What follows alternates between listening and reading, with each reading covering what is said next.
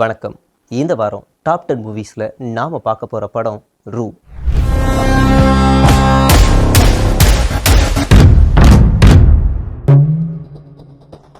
இந்த படத்தை பற்றி சொல்லணும் அப்படின்னா, குடும்ப படமாக இருந்தாலும் இந்த படத்துலேயும் சண்டை காட்சிகள், த்ரில்லர்கள், காதல், சென்டிமெண்ட் எல்லாமே கலந்துருக்கு. இந்த படத்தில் அப்பா, மகன், கராத்தே பாபு மற்றும் கனின்னு முக்கிய கதாபாத்திரங்கள் நடிச்சிருந்தாலும் இந்த படத்தை சபரீஷ் இயக்கியிருக்கிறாரு.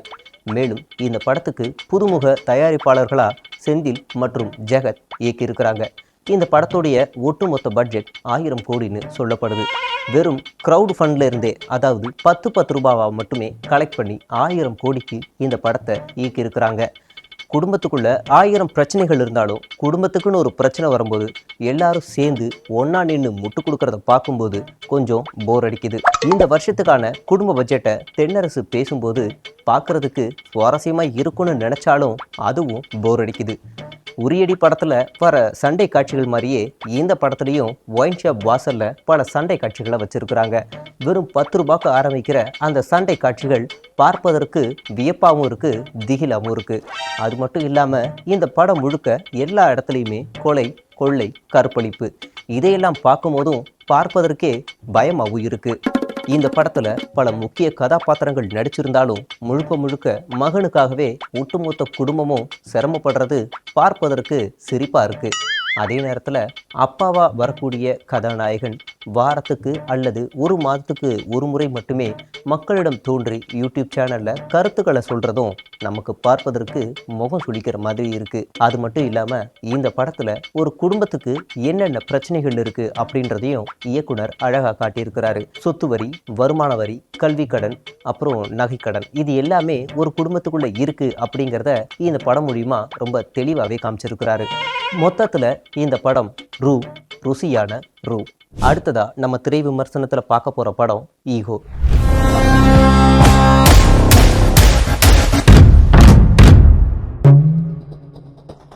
இந்த படத்தை கெடப்பாடி இயக்கியிருக்கிறாரு. கதாநாயகனாகவும் அவரே நடிச்சிருக்கிறாரு. பல முக்கிய கதாபாத்திரங்களாகவும் அவரே நடிச்சிருக்கிறாரு. இந்த படத்தில் பல முக்கிய கதாபாத்திரங்கள் நடிச்சிருந்தாலும் பெரிய அளவில் அவங்களுக்கு ரோல் கொடுக்கப்படலை. அதனால தான் இந்த படத்துக்கு ஈகோனே பேர் வச்சிருக்கிறாங்க. இந்த படத்தில் வர முக்கியமான இன்னொரு கேரக்டர் ஜெயா. ஒரு இடத்துல அவர் சொல்லக்கூடிய வசனங்கள் வியப்பாக இருக்குது. அவர் சொல்கிறது என்னென்னா, எங்களுடைய குடும்பத்தில் ஈகோவே இல்லை அப்படின்னு சொல்லும்போது ஆடியன்ஸ் எல்லாருமே எந்திரிச்சு நின்று கை தட்டின சீன் நமக்கு புல்லரிச்சது. ஏன்னா இந்த படம் முழுக்கவே யார் யாருக்கு சண்டை, யார் யாருக்கு பகையாளி, யார் யாரை காலி பண்ணுறாங்க அப்படின்ற சுவாரஸ்யமான கதைகளத்தோடவே இந்த படத்தை நகர்த்தி கொண்டு போயிருக்கிறாரு இயக்குனர் கெடப்பாடி. இந்த படத்தோட மைய பகுதியில் இயக்குனர் ஒரு அழகான காட்சியை வச்சிருப்பாரு. அதாவது சட்டமன்றத்தில் ஒட்டுமொத்த குடும்பத்தை சேர்ந்தவங்களும் எங்களுக்கு நம்பிக்கையில்லா தீர்மானம் கொண்டு வரணும் அப்படின்னு சொல்லும்போது அதில் இருக்கக்கூடிய விதிமுறைகளை குடும்பத்துடைய மூத்தவர் புதுக்கோட்டையன் எடுத்து சொல்லும்போது ஒட்டுமொத்த குடும்பத்தினரும் அதை கேட்டுக்கிட்ட அந்த காட்சிகளை பார்க்கும்போது அட தற்குறிகளா, இது கூடவா தெரியாது அப்படின்னு கமெண்ட்களும் அந்த பக்கம் வந்தது. இதையெல்லாம் நாம் கண்டுக்காமல் இருக்கிறதா நமக்கு நல்லதுன்னு நாங்கள் அந்த போர்ஷனை ட்ரோல் பண்ணவே இல்லை. அதே நேரத்தில் இந்த படத்தில் இயக்குனரான கதாநாயகனுக்கு ஏராளமான பிரச்சனைகள் இருக்குது. வருஷத்தில் 365 நாள் இருக்குதுன்னா அதில் 150 நாள் கதாநாயகன் கோர்ட்டுக்கும் 150 நாள் கட்சியில் இருக்கக்கூடிய பல பிரச்சனைகளை சந்திக்கிறதுக்கும் மீதி இருக்கிற 5 நாள் அவர் ரெஸ்ட் எடுக்கிறதுக்குமே சரியாக போகுது. அப்படி இருக்கும்போது குடும்பத்தை, அதாவது கட்சியை எப்படி பார்த்துப்பாரு அப்படிங்கிறதான் இந்த படத்துடைய ட்விஸ்டாகவே அமைஞ்சிருக்கு. இந்த படத்தில் என்ன சொல்ல வராங்க அப்படின்னா, அடுத்த வருஷம் எப்படியாவது நம்ம குடும்பம் முன்னேறி சாதிச்சிடணும் அப்படிங்கிறதான் இதில் இருக்கக்கூடிய மைய கருத்தாக இருக்குது. குடும்பத்தில் இருக்கிற கதாநாயகன் பிடிவாதமாக இருந்தாலும் குடும்பத்தில் இருக்கக்கூடிய மற்றவர்கள் எல்லாரும் பிரிஞ்சு போன குடும்பத்தை ஒன்று சேர்க்கலான்னு துடிக்கிறாங்க. அப்படி இருக்கும்போது அந்த குடும்பம் ஒன்று சேருமா ஆகாதா அப்படிங்கிறதான் இந்த படத்துடைய கிளைமேக்ஸ். மொத்தத்தில் இந்த படம் ஈகோ, இளவெடுத்த ஈகோ. அடுத்ததா நாம் பார்க்க போகிற படம் நாடகம்.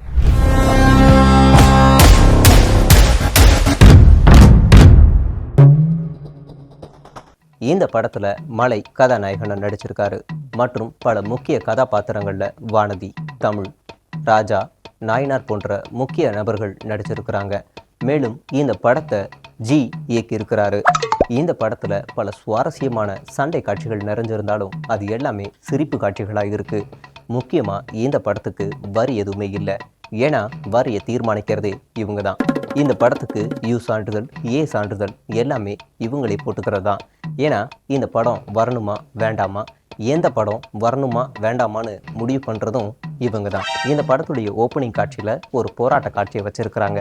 அதில் படத்தினுடைய முக்கியமான ஒரு காமெடி ஆக்டராக நடிச்சிருக்கிற ராஜா ஒரு நல்ல வசனம் பேசியிருக்கிறாரு. நான் நாய் வண்டியில் ஏற மாட்டேன் அப்படின்ற சொல்கிற காட்சி தியேட்டரில் விசில் பறக்குது. நான் முன்னாடியே சொன்ன மாதிரி இந்த படத்தினுடைய ஓப்பனிங் சீனில் ஒரு போராட்டத்தை களத்தை காட்டுறாங்க. அந்த போராட்டத்தை களத்தில் ஒட்டுமொத்த குடும்பமும் போராட்டத்தில் இறங்கியிருக்கிறாங்க. சட்டையே கிழியாத போராட்டம், கொஞ்சம் கூட அலட்டிக்காமல் அசால்ட்டாக போட்டு போன வெள்ளை சட்டை கசையாமல் அந்த போராட்டத்தை வெற்றிகரமாக நிறைவு செய்கிறாங்க. அதே மாதிரி இந்த படத்தினுடைய மைய கருத்தாக என்ன இருக்குது அப்படின்னா, இந்த குடும்பத்தை சேர்ந்தவங்க தான் குஜராத், மகாராஷ்டிரா, ஊபின்னு பல இடங்களில் பறந்து விரிந்து கிடக்கிறாங்க. எல்லா இடத்துலையும் தப்புகள் நடக்குது. தப்பு பண்ணலாம், ஆனால் அது நாங்கள் மட்டும்தான் பண்ணணுன்றது தான் இவங்களுடைய கான்செப்டாகவே இருக்குது. இந்த படத்தினுடைய மைய கருத்து என்னென்னா, இந்த படத்தில் இருக்கக்கூடிய குடும்பத்தை சேர்ந்த எல்லாருக்குமே ஒரு மொழி, அதாவது தமிழ் மட்டும்தான் தெரியுது. எப்படியாவது ஹிந்தியும் இங்கிலீஷும் கற்றுக்கணுன்றதுல வெறித்தனமாக இருக்கிறாங்க. அதே முயற்சி நம்மள மாதிரி எல்லாருமே கற்றுக்கணும்னு பக்கத்து வீட்டுக்காரவங்க, எதிர்த்த வீட்டுக்காரவங்க, பின்னாடி வீட்டுக்காரவங்கன்னு எல்லாரையுமே ஹிந்தி படிக்க வைக்கக்கூடிய காட்சிகள் சோகத்தை தருது. மேலும் இந்த படத்தினுடைய கிளைமேக்ஸ் எதை நோக்கி நகருது அப்படின்னா, ஏற்கனவே நான் விமர்சனம் பண்ணியிருந்த ஈகோ படத்தோட இந்த படத்தையும் இணைச்சு யூனிவர்சல் கான்செப்டில் இந்த படத்தை பார்ட் 2 ரிலீஸ் பண்ணுறதுக்கான எல்லா முயற்சிகளும் இந்த திரைக்கதையில் நாம் பார்க்க முடியுது. மேலும் இந்த படத்தில் ஒரு சுவாரஸ்யமான ஒரு காட்சிகளும் இருக்குது. அது என்ன அப்படின்னா, இந்த குடும்பத்தில் யார் ஒருத்தருக்கு நான்வெஜ் பிடிக்கல, அதனால் யாருமே நான்வெஜ் சாப்பிடக்கூடாது அப்படின்ற சொல்கிற காட்சிகளும் பல இடங்களில் அமையிறத நம்ம பார்க்க முடியுது. மொத்தத்தில் இந்த படம் நாடகம் நல்லா நடத்துகிறாங்கயா நாடகம். அடுத்ததாக நம்ம திரை விமர்சனத்தில் பார்க்க போகிற படம் பொய்யழகன்.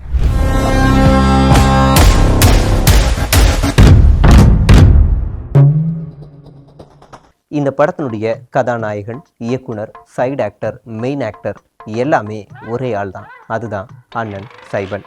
இந்த படம் முழுக்க இவர் மட்டுமே காட்சி பெற்றிருக்கிறாரு. இந்த படம் முழுக்க ஆக்ஷன், த்ரில்லர், பேய் மற்றும் எல்லாமே காட்சி அமைஞ்சிருக்கு. ஆனால் எதுவுமே காட்சிகளாக இல்லை, அவருடைய வார்த்தைகளில். இந்த படத்தில் சண்டை காட்சிகள் இருக்கா அப்படின்னு கேட்டால் அமைய வேண்டியது, ஆனால் தவிர்க்கப்பட்டிருக்கு. புரியல.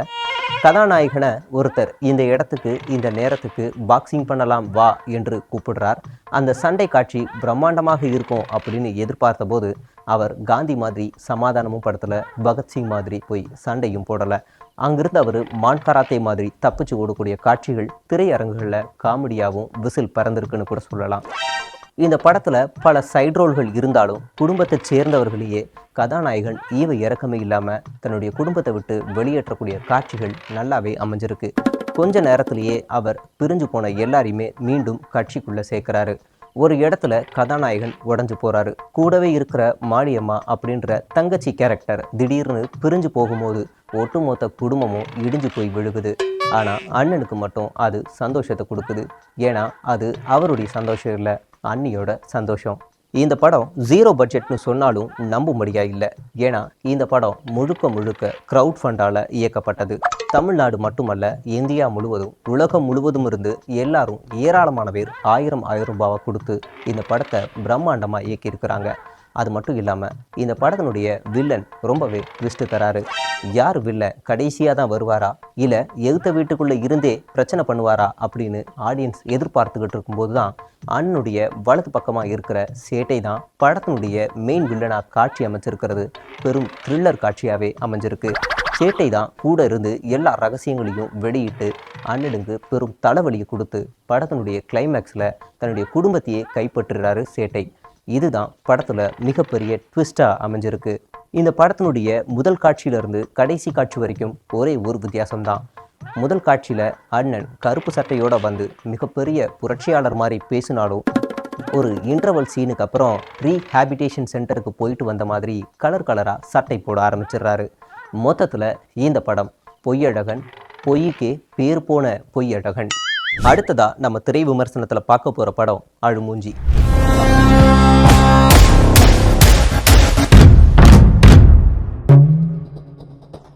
இந்த படத்தினுடைய இயக்குனர் ஆதவ், இந்த படத்தினுடைய கதாநாயகன் புசி.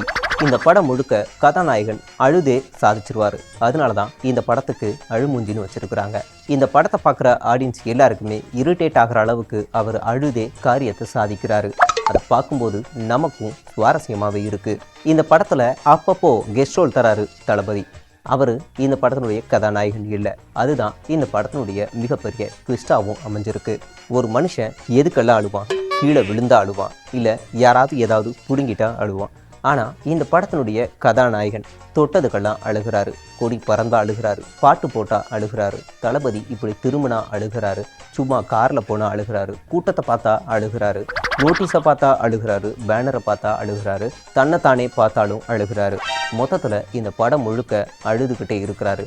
பார்ப்பதற்கு நமக்கே இரிட்டேட்டினுடைய உச்சத்துக்கு போக வைக்குது. கொஞ்சம் கூட வெள்ளை சட்டை கசியாமலே இந்த படத்தில் அடுத்ததாக நான் தான் துணை முதல்வராக ஆக போகிறேன் அப்படின்னு சபதம் எடுக்கக்கூடிய காட்சிகளை பார்க்கும்போது நமக்கும் சிரிப்பாக தான் இருக்குது. இந்த படத்தில் புசிக்கு ஒரு நல்ல பிஸ்னஸ் இருக்குன்னு கூட சொல்லலாம். இந்த படம் முழுக்க எனக்கு யார் பேனர் அடிக்கிறாங்களோ, என் பேரை யார் பெருசாக போடுறாங்களோ, என் புகைப்படத்தை யார் பெருசாக வைக்கிறாங்களோ அவங்களுக்கு மட்டுமே பதவி. எனக்கு யார் காசு கொடுக்குறாங்களோ, எனக்கு யார் நல்லா கவனிச்சுக்கிறாங்களோ, என்னை பற்றி யார் புகழ்ந்து பேசுகிறாங்களோ அவங்களுக்கு தான் பதவின்னு இவர் சொல்லியே நிறைய பிஸ்னஸ் பண்ணியிருக்கிறாரு. இதுதான் இவருடைய இந்த படத்தில் வளர்ச்சியாக இயக்குனர் காமிச்சிருக்கிறாரு. ஒரு கட்டத்துக்கு மேலே இந்த பிஸ்னஸை நீங்கள் பாருங்கள் தளபதி அப்படின்னு கெஸ்ட் ரோலாக இருக்கக்கூடிய தளபதி கிட்ட புசி போய் சொல்கிறாரு. ஆனால் தளபதி அதை ஏற்க மறுக்கிறாரு. ஏன்னா தளபதிக்கு ஏற்கனவே பல மெயின் பிஸ்னஸ் இருக்கிறதுனால இந்த பிஸ்னஸை நீங்களே பார்த்துக்கோங்கண்ணா அப்படின்னு சொல்லக்கூடிய அந்த சென்டிமெண்ட் காட்சிகள் கண் கலங்க வைக்குது. ஆனால் புசிக்கு இது சைட் பிஸ்னஸ் இல்லை, மெயின் பிஸ்னஸ். மொத்தத்தில் அழுமூஞ்சி, இது சத்தியமா அழுமூஞ்சி. அடுத்ததா நம்ம திரை விமர்சனத்தில் பார்க்க போகிற படம் தைலாபுரம்.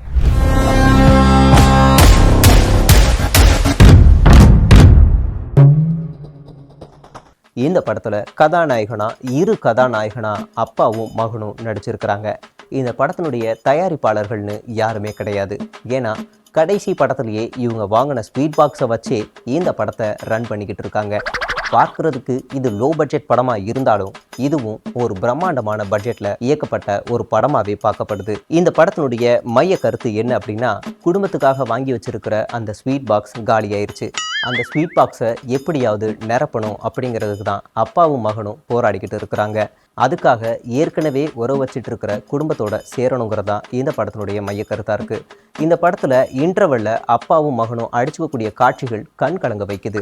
அதே நேரத்தில் எப்படியாவது யார் கூடயாவது நம்ம குடும்பத்தை சேர்த்து ஸ்வீட் பாக்ஸை அதிகரிக்கணும் அப்படின்ற முயற்சியில் அப்பாவும் மகனும் ஈடுபட்டிருக்கிறாங்க.